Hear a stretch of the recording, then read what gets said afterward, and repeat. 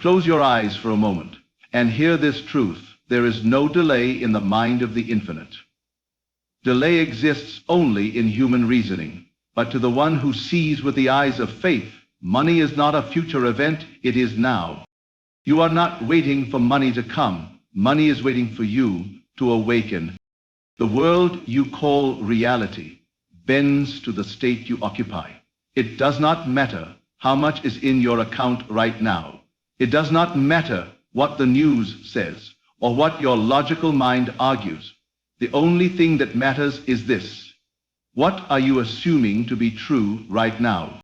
If you want to manifest huge sums of money, not in a month, not in a year, but in 2 days or less, you must enter the feeling of already being in possession of it. Not hoping, not wishing, not begging. You must own it in consciousness. Can you feel the weight of it in your hands? Can you hear the crisp sound of bills being counted? Can you sense the freedom in your body? Because if you can feel it, it is already yours. Imagination is not a game. Imagination is the only doorway through which reality is born. You must not imagine as a spectator. You must step into the scene as the one who has received, the one who has already manifested. Let the world talk. Let the doubts rise. Your job is not to argue with the visible. Your job is to persist in the unseen. Money doesn't need time to arrive. It needs a receptive vessel. That vessel is your state of consciousness. You are not manifesting money. You are becoming the version of you who already has it. So ask yourself now, how would I feel if I had the money today? Not tomorrow, today. So would you walk differently? Would you speak differently? Would you breathe easier? Then start now. Assume that role fully. Do not wait to see it happen to believe it. Believe it, and then you will see it. Gratitude is your power. Speak as if it is done. Say, thank you for the unexpected $10,000 0 cents that arrived into my life with ease. Thank you for the abundance that surrounds me now. I am wealthy. I am free. I am the one who has. And in those declarations, a shift occurs. A door opens, and the universe rushes to meet you in your conviction. There is no power outside of you greater than the one within you.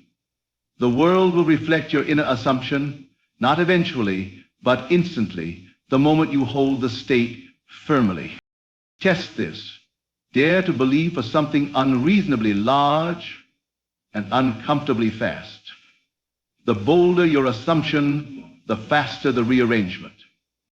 In 2 days or less, you can experience the evidence if you will only live in the end. Not try, not hope, but live in the end. You were never meant to struggle for money. You are meant to command it with the power of your awareness. You are not a beggar. You are a creator. So go within. Declare what you choose. Feel it as done. And then let the miracle unfold. Consciousness is the only reality. It is not something outside of you, and it is not something you can observe like an object. It is the very essence of who you are. Everything you see, hear, touch, and experience is not independent of you. It is coming from you. The world you call external is nothing more than a mirror reflecting back the contents of your own inner state. When you change your consciousness, you change your world. Your environment, your circumstances, your financial state, these are not causes, they are effects. They are shadows cast by the thoughts, feelings, and assumptions you consistently hold within yourself. You are not reacting to the world is reacting to you. It is responding with perfect precision to the dominant state you occupy in consciousness. This is why effort alone, without alignment in consciousness, often feels like pushing against a wall. You cannot act your way out of a belief that says, I don't have enough. You cannot hustle your way to wealth if your inner story is one of scarcity. Because no matter what you do, if the assumption underneath is lack, the secret lies not in changing the outer conditions, but in shifting the inner awareness that is producing them. When you become aware of yourself as already abundant, when you identify with the version of you who already possesses what you desire, the world has no choice but to reflect it. You are always manifesting. Even now, as you sit in this moment, you are sending out the vibration of your current state. The universe does not give you what you want, it gives you what you are.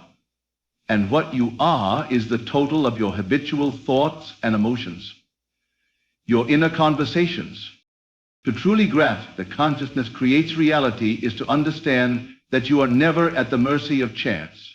You are not a victim of luck, time, or circumstances. You are the operant power, and what you accept as true within yourself becomes the law of your world.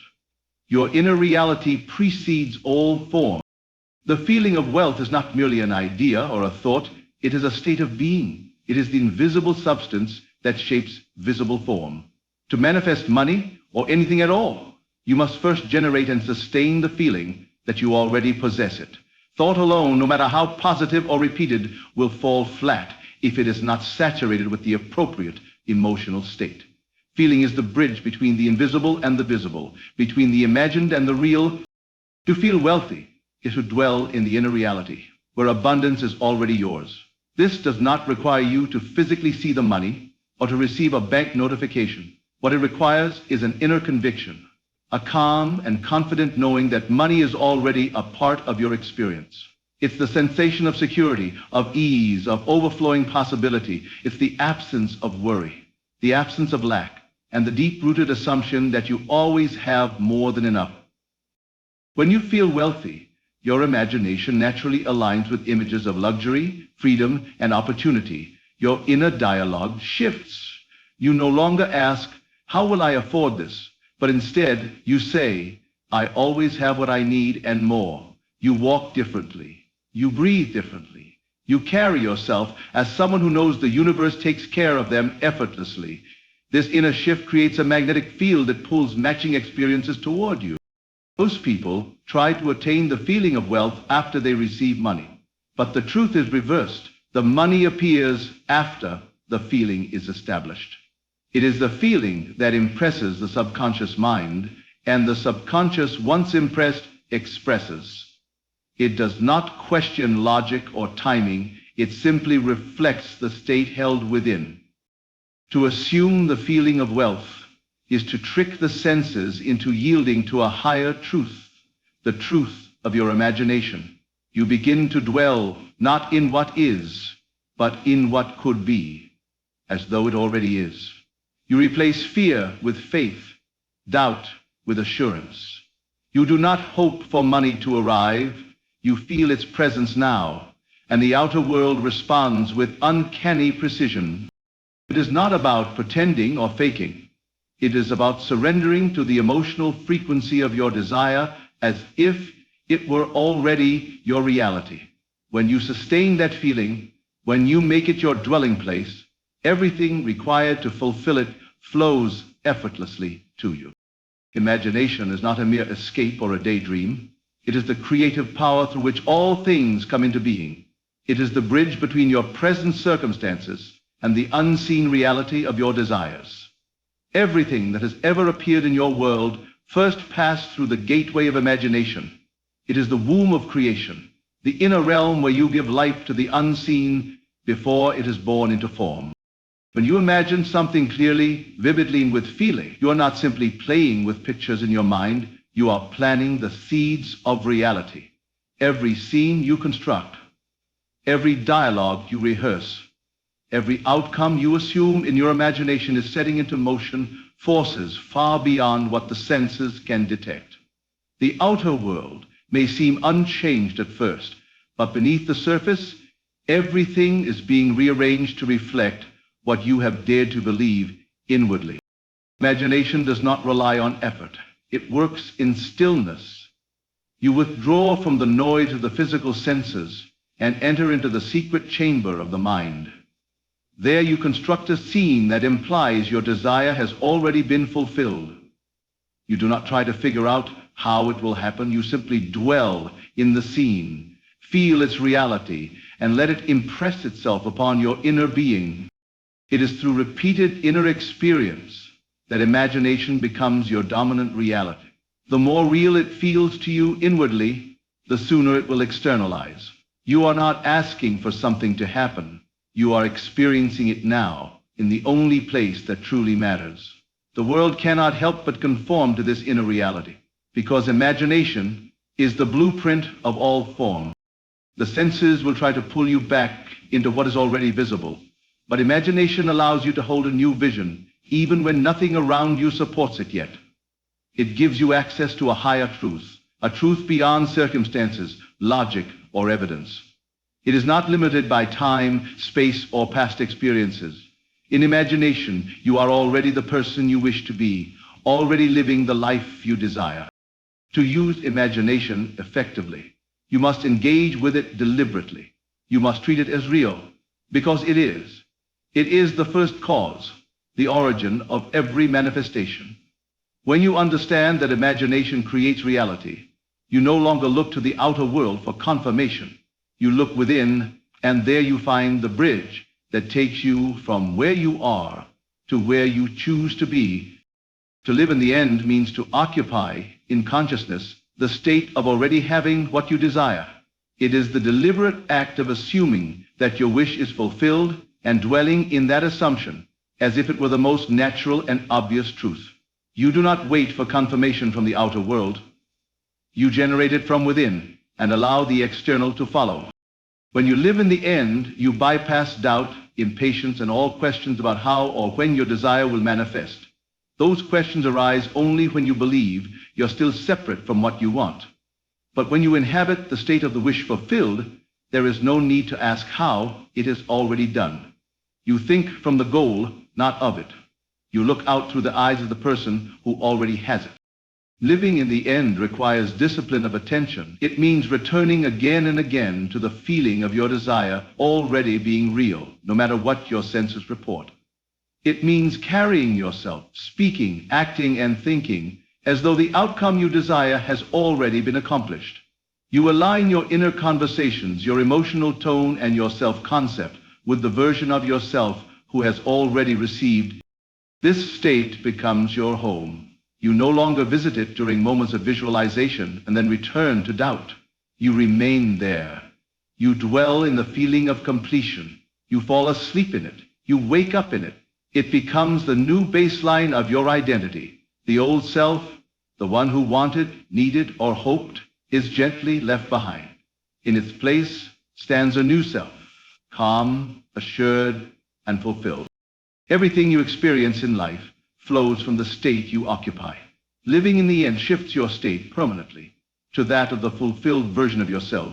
You stop reacting to current circumstances and instead begin to respond from your chosen reality. It is not pretending or lying to yourself. It is accessing the deeper truth that all things exist in consciousness, and by assuming the end, you call it forth. When you accept the end as already yours, you naturally align with the people, events, and resources required to bring it about. You do not need to chase or strive. The outer world moves to match your inner certainty. All things are drawn to you by the law of your inner state. And when you live in the end, your state is one of already having. 2 days is not a limit set by the universe. It is not a rule written in stone or a delay required by divine timing. It is simply a belief, a framework created by the human mind to organize experience in a way that feels manageable or believable. But time itself is not a barrier. It is an illusion that bends and stretches according to your inner state. What you believe about time determines how quickly or slowly your desires manifest. If you believe something takes weeks, it will take weeks. If you believe something must happen instantly, and you fully accept that, then reality responds without hesitation. Time obeys your consciousness. It is not your master. It is your servant. The idea that something big, like a large sum of money, must take a long time is a deeply ingrained assumption for most people. But this belief is not a law. It is not a truth. It is a habit of thought. one that can be replaced with a new assumption, that things can happen quickly, effortlessly, and without warning, that abundance can find you in 2 days or less.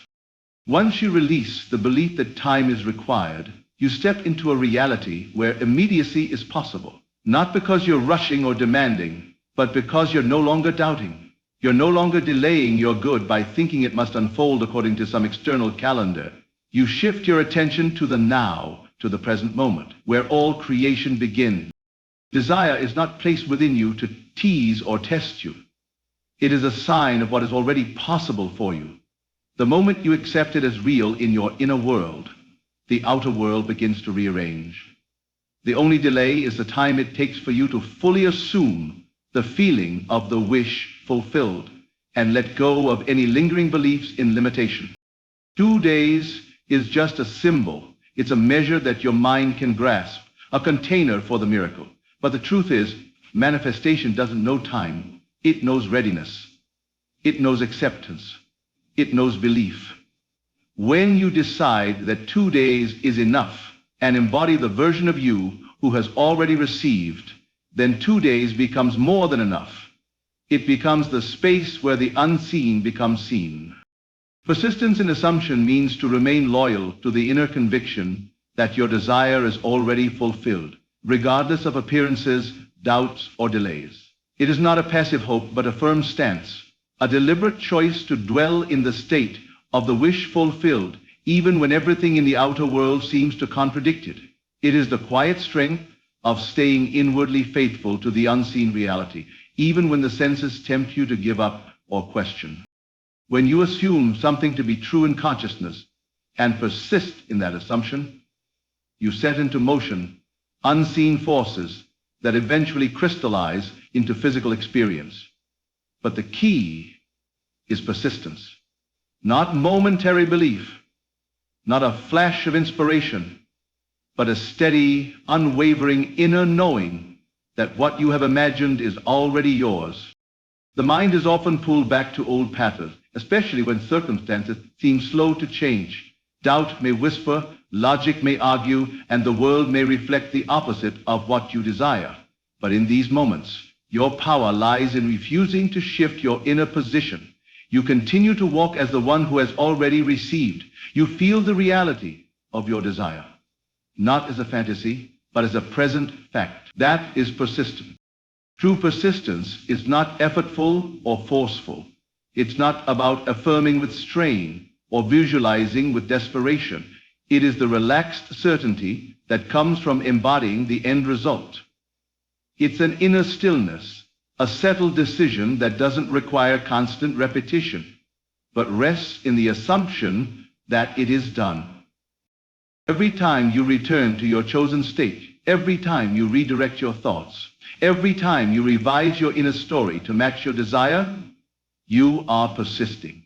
And each return reinforces the new state until it becomes natural, automatic, and self-sustaining. Persistence is what separates fleeting wishful thinking from true creative power. It is the act of holding to your vision until the outer world has no choice but to mirror it. Not because you forced it, but because you became it. You remained inwardly loyal to your chosen reality until it hardened into fact. You are not trying to convince the world. You are convincing yourself. You are becoming more and more identified with a version of you who already has what you want. And when that identification becomes consistent and dominant, reality must conform. It is law. Detaching from the how means releasing the need to figure out the process through which your desire will manifest. It is trusting the unseen intelligence that governs all creation and understanding that your role is not to arrange the outer steps, but to occupy the inner state. When you focus on the how, you begin to operate from the logical mind, which is limited by past experiences, doubts, and conditions. But manifestation is not born from logic. It's born from assumption, from faith, from feeling. The moment you declare a desire and assume its fulfillment, the path begins to unfold in ways you cannot predict. Trying to control the means through which your desire comes only introduces resistance. It keeps you attached to current circumstances and delays the unfolding of what could otherwise arrive quickly and naturally. The how belongs to the larger intelligence, the infinite organizing principle that responds to your inner state. Your job is to know what you want and to assume that it is already yours. That assumption, held consistently and with feeling, begins to draw people, events, and opportunities into your experience. But it never happens in ways you can fully anticipate. The route is always unique, often surprising, and usually more elegant than anything the rational mind could construct. Detachment does not mean indifference. It means confidence.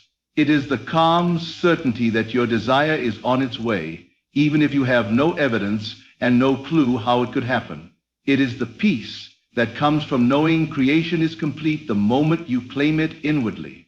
The outer world will catch up, not through your effort, but through your alignment. You must stop micromanaging the process. When you insist on knowing every step, you move into a state of doubt and disbelief. You say, I don't really believe it's mine, unless I know exactly how it's going to happen. But manifestation responds to belief, not strategy. It answers to assumption, not to planning. The how shows up after you've let go. It arrives when you're no longer chasing or needing. You may be guided to take inspired action, but even that action flows effortlessly when you are in the state of the wish fulfilled. It's not forced. It's natural. It feels inevitable, like the next logical step. Letting go of the how is what allows space for miracles. It opens you to outcomes that exceed your expectations. It frees you from limitations and allows the infinite to work through you in ways far beyond your current understanding. Dwelling in gratitude is the practice of aligning your inner state with the assumption that your desire has already been fulfilled. It is not a ritual or an obligation. It is a natural expression of faith. When you truly believe that something is already yours, gratitude flows effortlessly. You are no longer hoping or waiting. You are giving thanks because in your inner world, it is already done. Gratitude shifts your vibration instantly. It moves you from lack to abundance, from seeking to receiving. It anchors you in the present moment, reminding you that everything you need already exists within. By feeling grateful now, before the physical evidence appears, you claim your desire with certainty. It's not about thanking for what you have in the visible world. It's about thanking for what you've accepted in your unseen reality. This feeling of thankfulness creates a magnetic field around you. It draws more of what you desire into your experience because it signals that you are in harmony with it. You are no longer trying to attract something outside of you. You are acknowledging that it is already part of your life. Gratitude is the emotional confirmation of your assumption. It is a powerful declaration that says, I trust, I know, I receive. To dwell in gratitude means to let this feeling become your home, your foundation. It becomes your constant background energy, a silent but powerful agreement with the universe that all is well, all is unfolding perfectly, and all that you seek is already making its way to you. Even when circumstances seem unchanged, you remain grateful, not because of what you see, but because of what you know. It is a state of surrender without fear, a state of acceptance without resistance.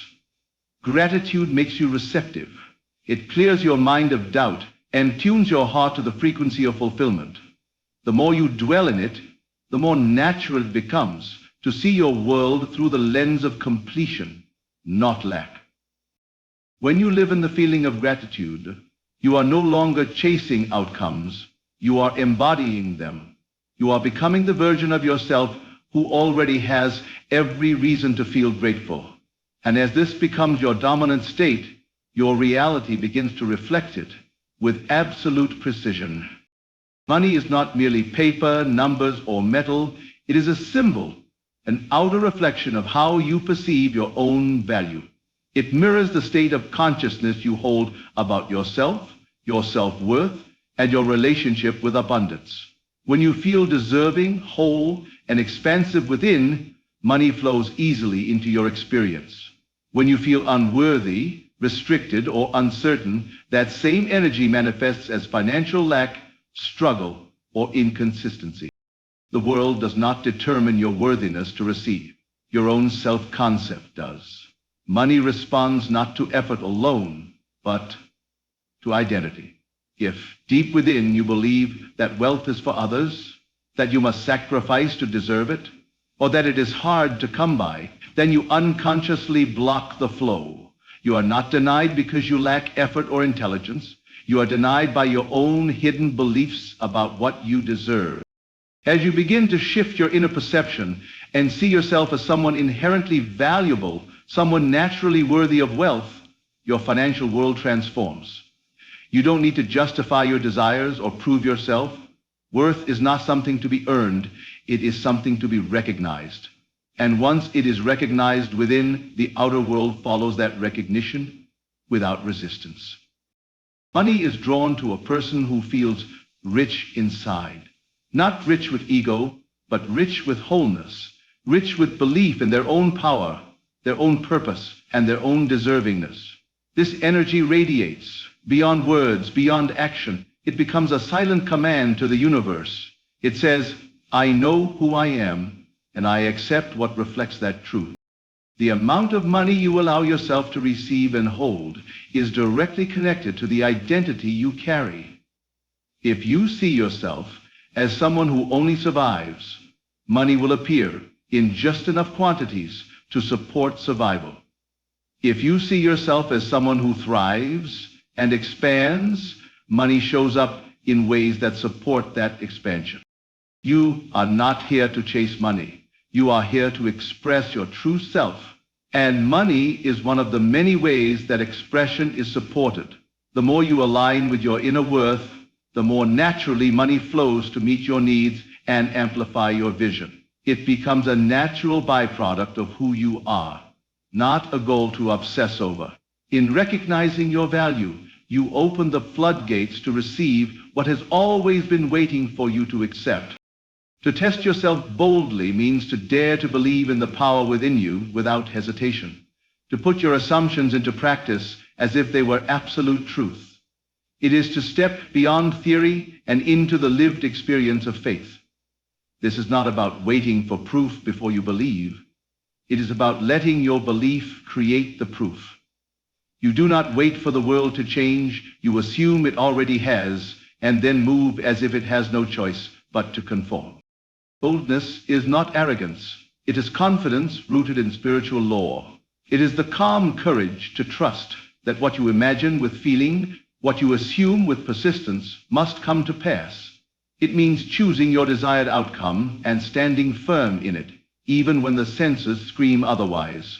It is about testing the creative power within by acting on its principles, not just learning about them. Every situation in life offers a new opportunity to test this power. When you lack money, you test yourself by assuming abundance anyway. When you face rejection, you test yourself by embodying the one who is always chosen. You don't ask whether it's working. You decide that it already has, and you live from that decision. To test yourself boldly is to pick a desire and dwell in the feeling of its fulfillment with unwavering certainty. You may revise a memory, construct a scene, or create an inner dialogue that reflects your new reality. And then you remain there. You carry that new state into your day, not as a hopeful wish, but as an unshakable truth. It is yours. It exists. You have it now. This level of faith is not fragile, it is daring. It knows that reality must bend to the will of consciousness, that the outer world has no power of its own. And because of this, it does not retreat when faced with contradiction. It doubles down. It holds the inner vision with greater clarity. The bolder your test, the more dramatic the demonstration. The universe responds to the bold, not to the hesitant, not to the one who wonders if they're doing it right, but to the one who claims their desire with fire and certainty. You are not waiting to see if it works. You are proving it by walking in it. You become the evidence of your own belief. In doing so, you realize this truth not as theory, but as experience. And experience is the only true teacher. Assume it's already done means stepping into the inner conviction that what you desire is not coming, it has already arrived. It's not something you hope for in the future, it is a reality you accept now. This assumption is not based on outer evidence, but on inner knowing. It's the decision to live, think, feel, and move from the state of the wish fulfilled, even when nothing in the physical world has changed. When you assume it's already done, you stop searching, waiting, or needing. You no longer look at your bank account to tell you what is true.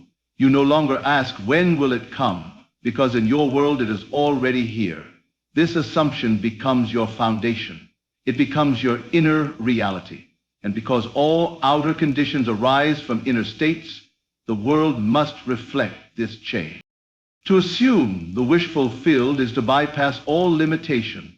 You are no longer at the mercy of conditions, opinions, or delays. You occupy the feeling of, I have it now, and this state begins to draw matching circumstances into your experience. The outer world, though it may lag slightly in time, has no choice but to align with the reality you consistently embody. This is not wishful thinking or fantasy. It is a conscious act of creation. You are not hoping things will work out. You are declaring that they already have. You are moving beyond hoping and stepping into knowing. And from that knowing, you feel peace, confidence, and gratitude. This assumption becomes so natural, so automatic, that it feels like the most obvious thing in the world. You are no longer trying to create. You are being the one who already has. The self-concept shifts, and with it, the world follows. The assumption is the cause. The manifestation is the result. When you remain faithful to this inner stance, the bridge of events appears. Things move, shift, and unfold in ways you may never expect, but always in service to your assumption. All you must do is hold the end. Rest in the feeling of it already being done, and reality will obey. Inner speech is the silent conversation you have with yourself all day long. It may go unnoticed, but it is the very thing shaping your world. Every thought you repeat, every self-concept you reinforce, every story you tell yourself within, these are not idle or passive. They are creative. They form the mold into which reality is poured. You are always speaking to yourself, whether consciously or not. And the quality of that speech determines the quality of your life. If your inner dialogue is filled with doubt, lack, fear, or unworthiness, then your outer world will reflect that same energy. But when you begin to speak to yourself as the one who is wealthy, secure, and abundant, everything around you begins to shift to match. It is not enough to think positively for a moment. What truly matters is the dominant narrative you carry inside, the voice you listen to when no one is around, the words you say about yourself when you're not performing for others. That voice creates. It sends instructions into the unseen, and those instructions become visible as events, people, and outcomes. To change your life, you must change your inner speech. You must become aware of the tone, the content, and the direction of your inner conversations. Begin to notice how often you affirm limitation without realizing it. Correct it, not with force, but with awareness. Replace it with the language of completion, of confidence, of wealth already received. Speak to yourself as the version of you who already has what they desire, not as a technique, but as a natural extension of your new identity.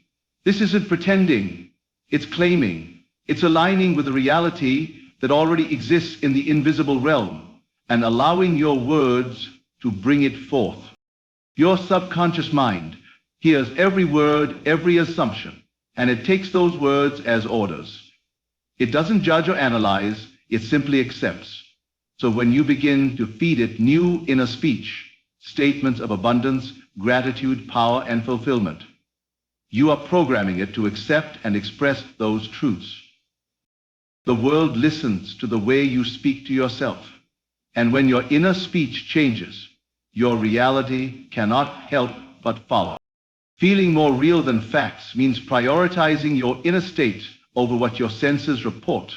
It means making the unseen assumption within you more vivid, more emotionally true, more believable than what your eyes can currently see or what your ears currently hear. This is the secret to all transformation, the refusal to let outer appearances dictate your inner reality. Facts are merely frozen forms of past beliefs. They are reflections of yesterday's assumptions made manifest. If you continue to take these outer facts as final truth, you will be trapped in a loop of repetition.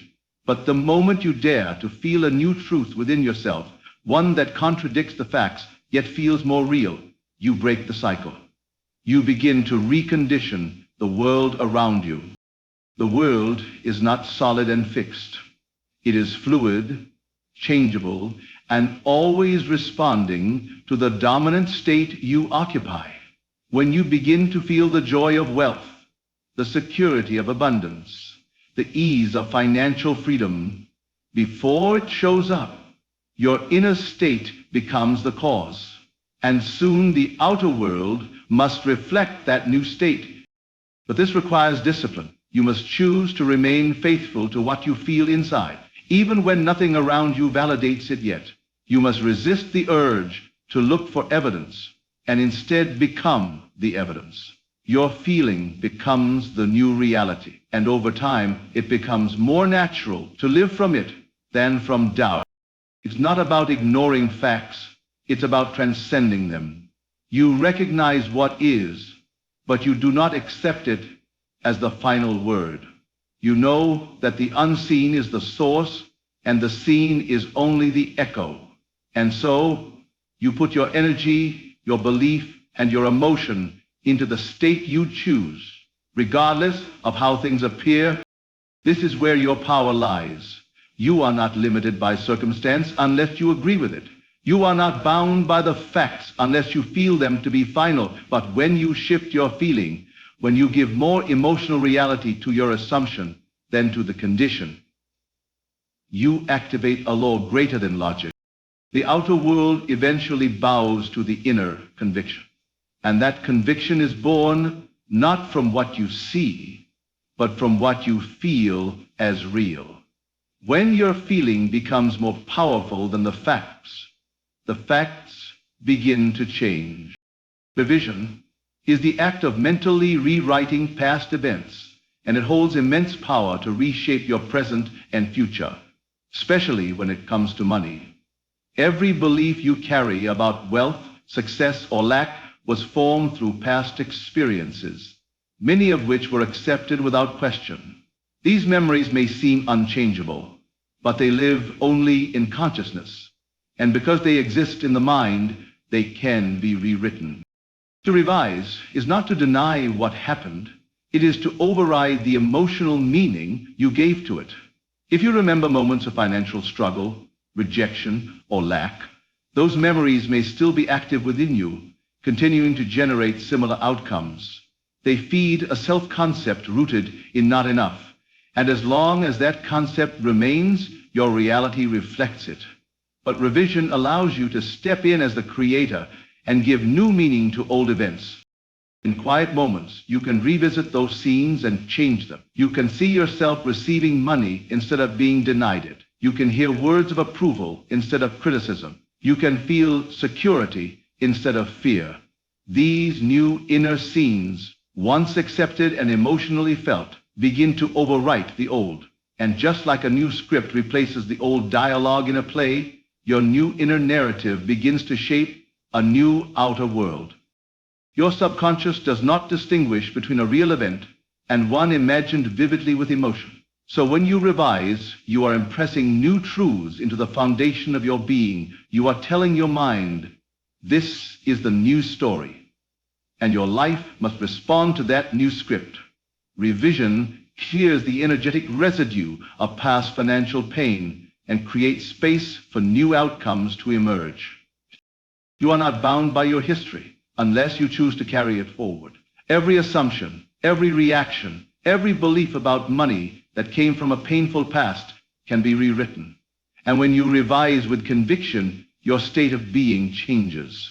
You begin to think, feel, and act from a place that no longer vibrates with lack or fear, but with confidence, value, and ease.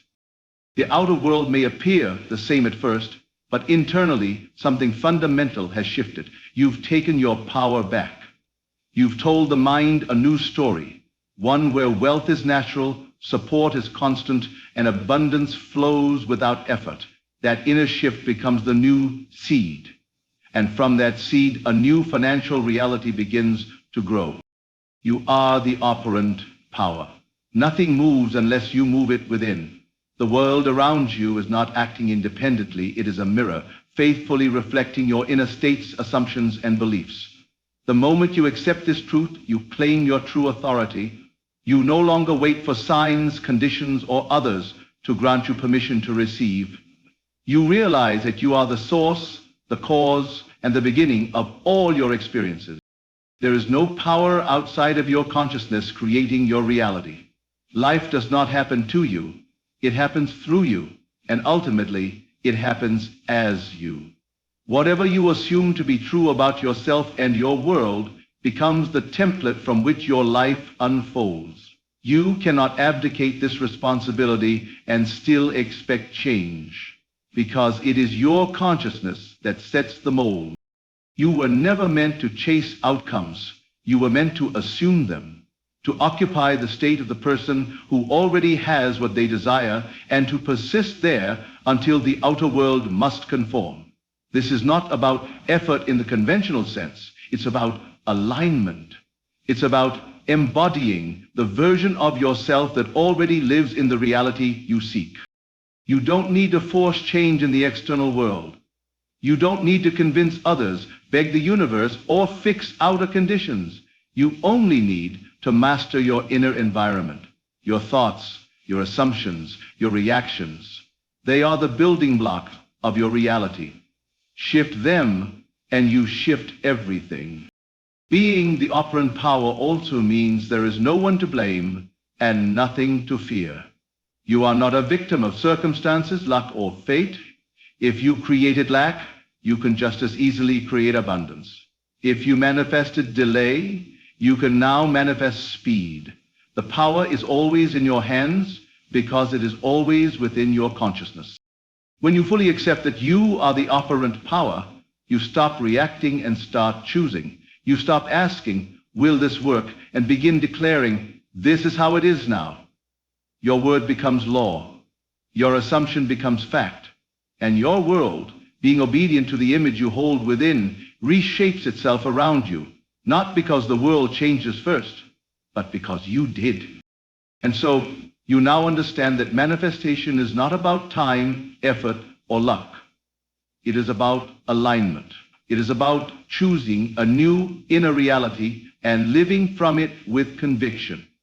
Huge sums of money in 2 days or less is not a fantasy.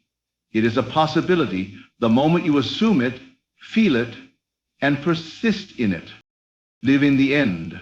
See with the eyes of imagination. Feel the wealth as yours now. Detach from the how. Dwell in gratitude.